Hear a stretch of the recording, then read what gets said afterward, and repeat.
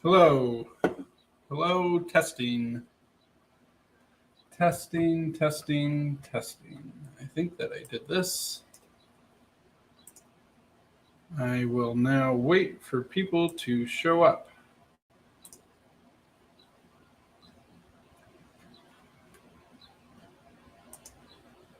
Hello.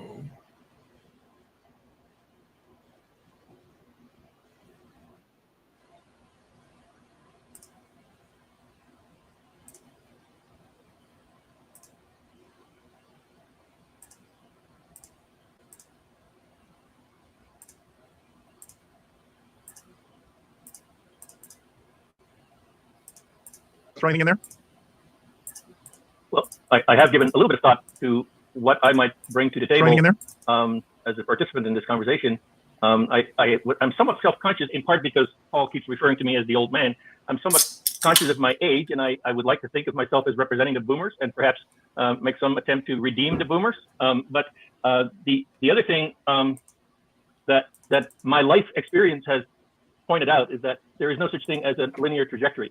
In the long view, there's a lot of ups and downs and 2 steps forward and 1 step backward and 3 steps forward and 2 steps backwards. And so there's that feature. Yes, I have some experience with a quest in the sense that I actually walked the Camino de Santiago, which is a traditional pilgrimage, which was originally thought of in the olden days as a very much a quest to achieve a spiritual end and reach a spiritual destination. But it was also clear that for the Camino, at least, the focus was as much on your daily place to sleep as it was the final destination. So there is a sense in which some of our focus on the quest for a spiritual home cannot be the final destination, but all the stops in between. And so that's one thing that I would like to focus on a little bit. I would also like to contribute in some fashion, and I don't really know where or how these things will all come up in our conversation, but the fact that I've had a bit of a aha moment, kind of a time in my life when something became particularly clear. And I'm kind of intrigued by what Jonathan said earlier about how this stuff doesn't happen automatically. You have to almost position yourself even for an aha moment for a particular revelation. So I have a couple of stories that pertain to that. I would like to have the opportunity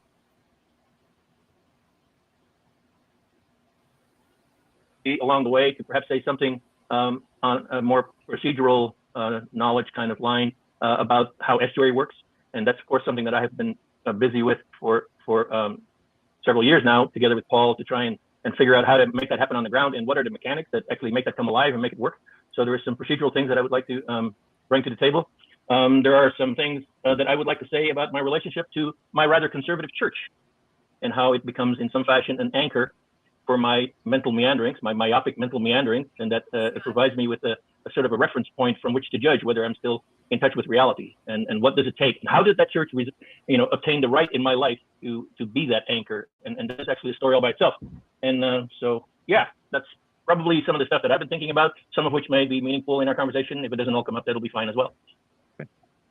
Hyundai Tucson versus Honda CR-V. I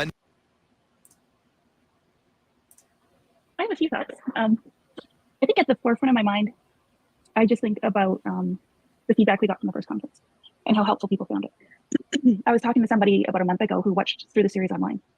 She said that the word that described it most for her was luxurious. She found it to be emotionally and spiritually luxurious to just listen without feeling like behind every point there was this pressure to go out and now there's the 10 things you have to do. Like, here's a thought and now go forth and change the world and be a new person. But there was just room to really talk and really unpack and really work through and see people processing in real time. So I think at the front of my concern is the hope that we can continue that pattern, to continue the really privilege of being able to take time to really unpack things thoughtfully and do it together. So that's my first thought, is I hope that pattern can continue. My second thought is in line with what you were saying at first, Paul, that my thought in the initial conference was it would be nice to see how each of you consider consciousness differently, and then to see how that might lay itself out in a moral, ethical pattern. So since this is what consciousness is, therefore, what would your conscience lead you to? What should the ethical implications of that be? And I think that lines up really nicely with this theme of a quest for a spiritual home, because that's all very active. It's all very much instantiated. How do we do this? How do we live this? And again, it might not land with like, here's the 10 things to go do, but is there a sense that we can get at a pattern of how that might feel? Talking about rituals and rhythms and how do we go about this in a way, like John said, that's a process. It's not just where we land at the end of the trail, but the stops along the way. that's the second thought. And the last thing I've been thinking is, since this theme came up, I've mostly been looking at it from the one side. This idea that we want a spiritual home, like a structure in which we can rest spiritually. But there's a flip side to that too, which means that if you have a spiritual home, you're going to be instantiating a spirit within it. And so I think a good question is, what kind of spirit do you want? That if you have a spiritual home, the home that you're creating, because it's this double-sided thing where you will create space for your spirit and other people's spirits to rest, but you also are then going to be participating in some eternal pattern. And so being conscious of what eternal pattern it is that we want to be instantiating, I think that's the flip side of the conversation that I hope we get around to at some point as well. Maybe picking up on where Catherine left off, thinking about what happened at Thunder Bay. Now, John wasn't there, but the other four of us were. What for you are you hoping for from this conference, either in continuity with or perhaps a pivot from? There will be paintball for Jesus. There will be paintball for Jesus, yes. And it won't be raining. I really enjoyed the conference so much, because there is something, and we talk about home or talk about the sense of connection, and I think that being in the same place together was definitely a great added value to for the conversations to have a different flavor to them. And so I really definitely enjoyed that. So I think that I'm looking forward to a continuity of that, and I think in some ways the theme is perfect already. Like just the things that John Vervaeke said, I've got it's just buzzing. I wish the conference was tomorrow so we can talk about all those things, because it's just like there's so much there's so many things to tap into and to think about. So by the way, I'm speaking to Jordan Hall as well about this question soon, and we're going to do it more from the principality angle of it, and the question of agency over us, also these patterns that act on us. So it all kind of ties in, but I think that I think that being in the same place will be very fruitful to continuing these discussions. Anyone else? I mean, I want to echo what Jonathan said. I'm hoping for a continuity of the spirit of that previous conference. So that was just, I think what Luxuria is very apt. That's how I experienced it. I felt, we all got to places we couldn't get to individually. And for me, that's the criterion of success. I'm reasonably expecting that's going to happen again. So I'm looking forward to that. I'm hoping that this topic does a little bit more of bridging to people who are not religiously oriented. I mean, we made, this isn't a criticism of the previous conference because it was a learning experience, right? But making sure, that was one of the reasons we chose this title, in fact. We chose it collectively, all of us. We worked together it was a product of distributed cognition, you might say. But something that would bridge very deeply between people who are religiously oriented and those who aren't religiously oriented. Because I do think that question is now, being able to cross that divide so that we can meaningfully and deeply work together, I think is now even more pertinent than it was 4 weeks ago. And so I think making sure that we properly tend to that bridge, I think is something I would like to see given a priority at this conference. I also think one of the things that I very much appreciated about the conference was, again, to be in person. Even though for many of you watching this, the primary mode of connection you have with especially three of us is our images on flat screens and our voices coming out of speakers. And you might, in fact, be listening to us in your home. You might be listening to us in your car. But the opportunity to knit something else together, and for me, as we think about how we will spend the time over Thursday, Friday, Saturday, and Sunday in Chino, to me, a priority is to make a space so that more knitting together can be done. Not, let's say, oh, you get a chance to do a selfie with one of the speakers, but you get a chance to make at least, I like John Van Donk mentioned the Camino, you get at least a chance to have a manse to locate for a brief overnight with a group of new people and find out what that means in terms of the bonds and bridges and connections and growth that can happen in there. One of the aspects to this is that Grim Grizz tells me there are still 15 spaces available at the campground. So those who would like to camp for this, and truth be told, I'm not going to camp because I'm speaking, and it's a little hard to prep for a speech if you're kind of up to your neck and other people camping. But part of me is, really wishes I were camping, because I know from growing up, church campouts and camping with friends, that living together in a way that we often only do when we camp outside is something that facilitates and prompts the kinds of connections that will I think facilitate the quest for a spiritual home.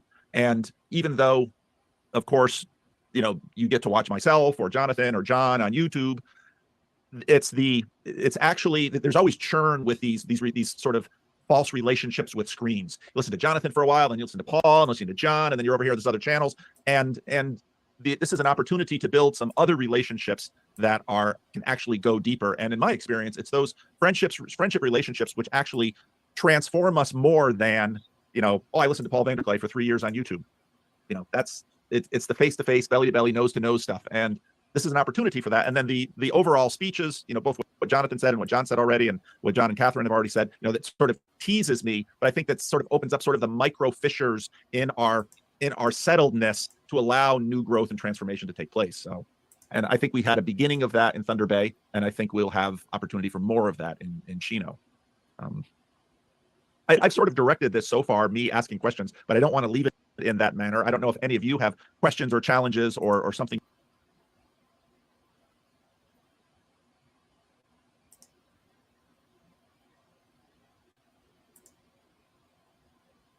You want to throw out to prompt this?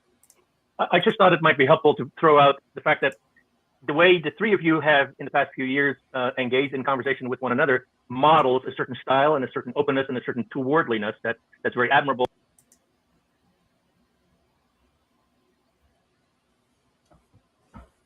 Not sure why I'm getting such internet hiccups. Trying to improve that. Sorry, people.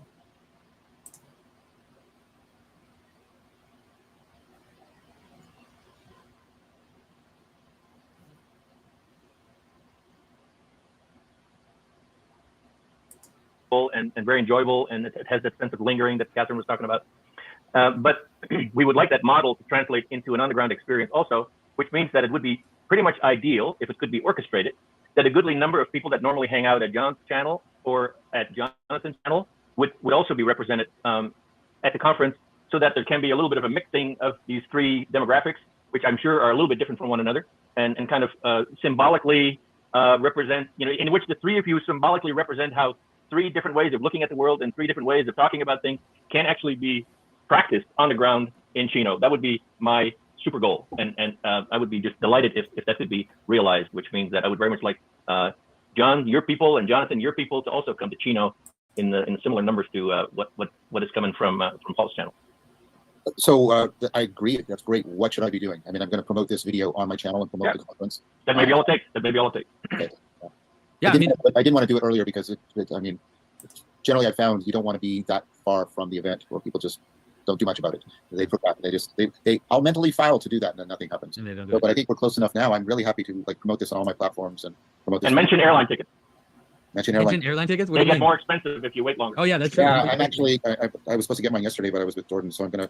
Taylor and I are trying to coordinate so we can fly in together. Taylor Barrett and I. So he was also at Thunder Bay. So yeah, I'll scare people too then. Yeah, but for sure, John, to your point, Van Donk, sorry, to your point in terms of having all these people come together, for sure at the Thunder Bay conference, it was amazing to see the variety of people that had come, and it was very interesting. And then also to notice people in the group, create bonds with each other and discuss across all kinds of interesting lines. And so I think we'll definitely see more of that in this conference. And then I have a question from Catherine. Catherine, when you saw the tickets being purchased, was there a pattern among the people who paid for the tickets that there were just a lot of women who paid for the tickets, or were there actually a lot of women who showed up at the conference? I find a pattern right now is that I see the name of the person who buys the ticket, and a lot of them are female names. So either we're going to have a whole bunch of women and girls at this conference, or else they're buying tickets for their loved ones, and it's going to be a bunch of guys that are going to show up. Would you want to speak to that, Catherine? What do you think is going to happen? Sure. I found that there were quite a few couples that came, and so often the wife or girlfriend or partner would go in and sign up, and it would all be in her name. And there were quite a few single ladies as well. There were quite a few women at the conference, and I was pleasantly surprised because I tend to think of our corner as being a little more nerdy and a little more male oriented. It's that more cognitive, thinky talky space, and not as much of the hands-on. But there were quite a few women at the conference, and I'm really hoping a lot of them will come to this one as well because I really enjoyed meeting so many of them. We had a few women sign up for Paintball for Jesus, so be prepared, guys. We didn't have any women in paintball in Thunder Bay, so really. So I didn't remember if there were women or not. Yeah, so interesting. Well, it is interesting to me how YouTube is a very male-oriented space, but and I've noticed with our estuary meetings too, and here in Sacramento, more and more women have been coming, and it's interesting to me how it's always interesting to me how they sort of reshape the conversation and the dynamics in the room. And so, and I did notice that at Thunder Bay, that there were a good, what percentage were women at Thunder Bay? Did you run any math, Catherine? I didn't, but off the top of my head, I would have said maybe 30%. Yeah, There's quite a few. Quite a bit, yeah. And I think that's a, especially given I really like this home thing John really sparked with Awakening from the Meaning Crisis when he talked about domicide. And John, also this time when you talked about those who are not currently, let's see, language is harder. Those who are not sort of currently residing in a particular religious house, let's say. And I know people look at me and say, well, he's a minister, so he's doing this one thing. But, as a minister, most of the people I actually work with are sort of religiously homeless. And as you often mention, John, those numbers of the nuns, that's been one of the very interesting demographic realities. And so this, part of what I think we've seen with the ongoing rise in globalization, affluence, transportation, is that many people, they are placeless. I don't know any of us in this. Jonathan mentioned he grew up in how many different places. I don't know how many places you've lived, John. I've lived. I'm an immigrant. I'm an immigrant for starters. Yeah, the Dunk is an immigrant. Catherine, she's got a very interesting story in terms of growing up all over the place with a religious family. So I think, especially seeing women in this context, women are often homemakers in many ways. Men tend to be distracted, foraging doers, and women are often centering. And so I'm really happy to see this, the beginning of what I think is probably more of a demographic balancing, I think probably a maturing of this conversation and community. Hope so. I know for sure that a lot of the people that come in, kind of meaning crisis types that come into the churches, they end up being guys, and then you just have these crazy lopsided churches with like in my parish, that's what's going on. It's all this like wave of like 20 guys, like coming in, and then just a few ladies. So hopefully that balance out in general will balance out in terms of people kind of entering into these conversations. Well, maybe this brings up, I don't know if it is or not, maybe I'll be able to connect it, but I'm also interested in the other side of this. I'm interested in homesickness and how is that related to what's going on. I have the book, I have not yet started reading it, about at the beginning of the first half of the 20th century, homesickness was considered a major thing because of the rate of immigration into North America, and it was taken very seriously. And then there was a sort of cultural shift in which being sort of economically nomadic became recommended, and then homesickness was looked on as a kind of weakness. I'm interested. What book is it? If you'll pardon me for a second, I'll go get it. Sure.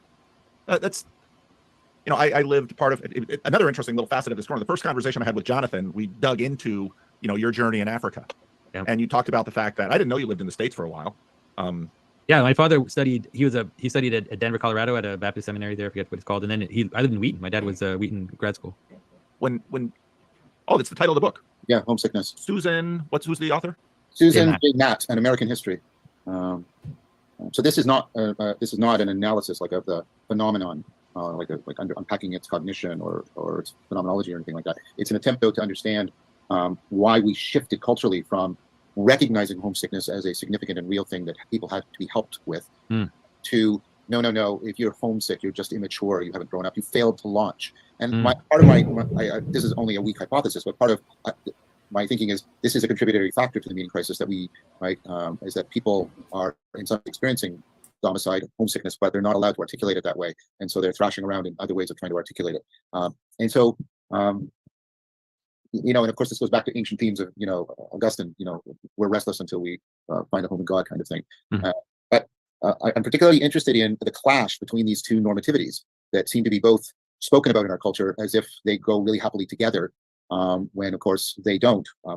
Home and family values, the nebulously useless phrase, because the Manson family had family values. So I don't know what that. Yeah, it's dependent on the idea of family and the type of values. But there's that. But then we push a culture that emphasizes like I said, being an economic nomad, and those two are Ederstad has made a very good argument in How the West Really Lost God. Is that it's the rise of individual people living alone is the thing that is most powerfully correlated with loss in belief in God. Take that for what you want. I'm not making a theological claim. It's just a straight demographic argument that when people lose extended deep homes, they lose a sense of why a sense for God. I'm trying to speak as neutrally as I can here. Yeah. Right. And so I'm trying to also wrestle with how, like, we should recognize that these things are actually in a profound tension, and they have a lot to do with people's spirituality. And this overlaps with the number of close friends people's has is reliably declining also each decade. So there's something here about, I think, a vacillating, unstable framing of home in our culture that is also a significant contributor to a lot of the other things we're talking about.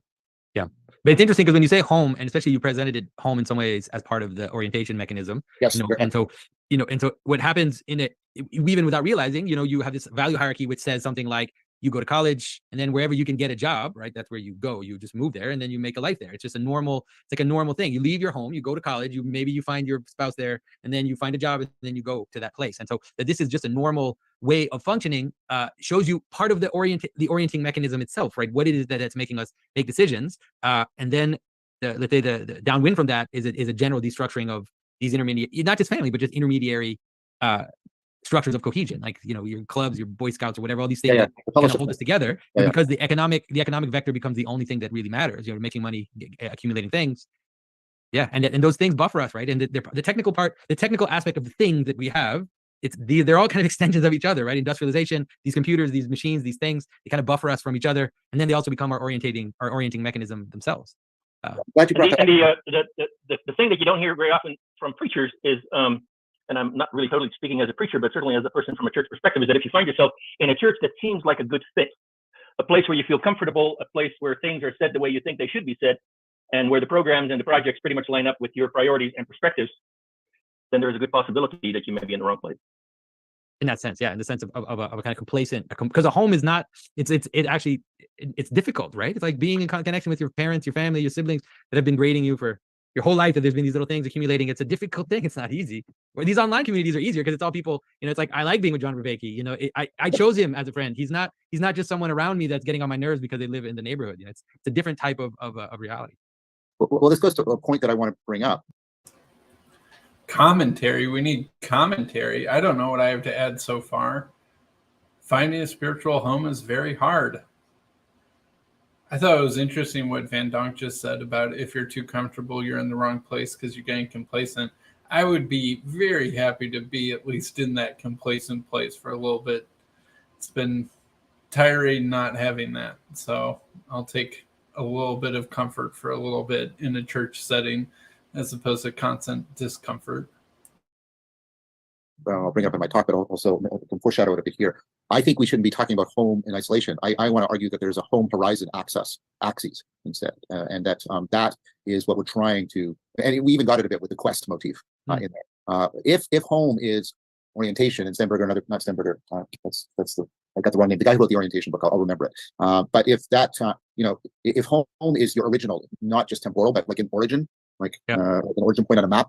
Right. If home is your original, the origin for orientation, it also has to be in relationship to horizon in an important way. And it's interesting that home has this. I mean, this was part of what Brian Walsh was arguing way back when I met him on the train and read his article. Right, that home is also a place where it's a symbolic machine for worldview attunement, and it's designed to orient us to the horizon in some fashion.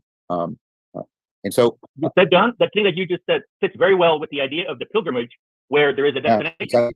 There's a destination, and there is these different places where you can spend a night. Yeah. But the thing that is most reassuring on the Camino is those little yellow conch shells that tell you that you're still on the right path, and they are noticeable from the beginning to the end, and they give you an orientation of kind of where you're going. But they most definitely are not a place where you can spend the night, because they're just a tiny little marker. thing. They're just a little marker. But they are as a whole, they are the most reassuring thing on the Camino.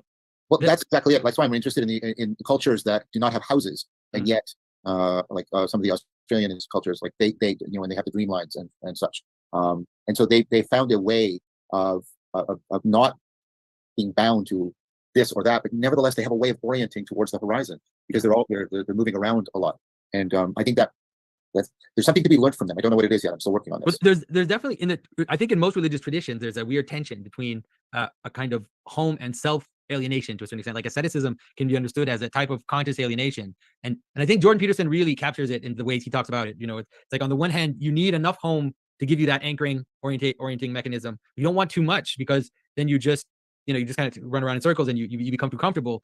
And so you see ascetic practice and pilgrimage is a good example. And you see that in a lot of the monastic, especially the early monastic authors, where they went to the desert. They went out and put themselves in horrendous, difficult, lonely situation, because they could see the horizon. They knew that they also had to de-anchor themselves in order to move towards the horizon. And so I'm not saying that's what we should do. In some ways, now we have too much of that. Like, we have too much de-anchoring, and we don't have the stable orienting mechanism. But it seems for sure there always has to be a discussion between those two sides. Well, I'd like to bring that up too at the conference, because I want to talk about I consider them the two great homeness of the West. One is Odysseus and the return to home, and one is Abraham and the going to a new home. And the Greek and the Hebrew orientations there, and what does that mean? Because that's part of what I mean by the home horizon polarity. It's like, this is Abraham going away from home to a new, and this is I suppose one thing that this is making me think, to add a little bit of commentary, is that I've found it very hard to have a religious home, but I think maybe one thing that I do to substitute that, or at least to feel a little bit at home, is I live in the same suburb I grew up in, and that I can go to the grocery store, and there's a good chance that I'll recognize someone and someone will recognize me. I can walk through my neighborhood and recognize a fair number of people. A lot of the same people live in the same houses that they did when I was a kid, all of those sorts of, small towny things, although it's not, it's a small suburb, but it's a suburb of a big city. And I think that perhaps part of my conscious choice to live here is related to the fact that I feel like I need something rooting me, something grounding me, and that being in the same town sort of helps alleviate the problems of fitting into a church as a community. Anyway, I'll just leave that there. It's trying to get back, right? And we have these two great, and so that's what I mean about, I think when we're talking about home, we're actually talking about a polarity between like something where we are grounding, and then somewhere where like this is assimilation and this is accommodation, or something like that. Yeah. And I think that plays out in the, that our notions of the sacred also have that polarity in it. We talk about the sacred as that which makes us most at home, but then there's the numinous, right? That is also deeply horizontal. I don't want to say horizontal because that word doesn't mean what I want it to mean, but horizontal, right? Yeah, horizon. In a really, really powerful way. And so, this is a way of saying that I think sacredness and the home horizon polarity are also deeply interpenetrating with each other in important ways. And that's why we have these. And it's interesting that the West has these two myths, and it's holding on to both of them in a really profound way. Yeah. Well, think about the craziest image is obvious. To me at least, craziest image is what's happening now. Like for me, we're entering Holy Week in the Orthodox tradition, and so we have this image of the cross, which is obviously the most alienated possible. It's like everybody hates you. Your people, everybody betrayed you. Everybody hates you. And then Christ is on the cross with this thief, and he says, today you will be with me in paradise. Right? He says that's home, right? Paradise is the home of homes. It's the place. It's the cosmic home, you could say, the best way of saying it. But then he says that in a moment where basically everything that he can imagine is falling apart. Yeah. So it's some interesting thoughts and commentary on the today you'll be with me in paradise. Where is paradise? What does Jesus mean? There's one question that is, assuredly I say to you today, is today just saying Jesus is saying to the person on the cross, I'm talking to you today, and then the promise you'll be with me in paradise is for some future date? Or is the assuredly I say to you, pause, today you will be with me in paradise? So yeah, where's the comma, Charlie says? Is the comma before today or after today? Does today mean when I'm talking to you or when you're going to be with me in paradise? Because it's a very strong teaching in the New Testament and in the Apostles' Creed that Jesus died and descended into hell, or Hades is the better word to say. And so did Jesus promise the person on the cross that he would go into Abraham's bosom in the nice part of Hades with him today as they both died? I'm not so sure. I don't know of any other references where paradise refers to Abraham's bosom.